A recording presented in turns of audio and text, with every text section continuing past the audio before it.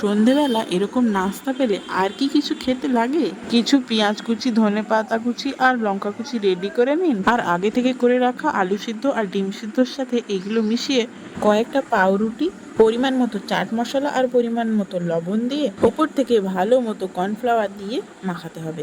মাখানোর সময় অবশ্যই একটু জিরের গুঁড়ো দিতে পারেন। ভালো মতো শুকনো শুকনো করে মাখানো হয়ে গেলে রেখে দিন।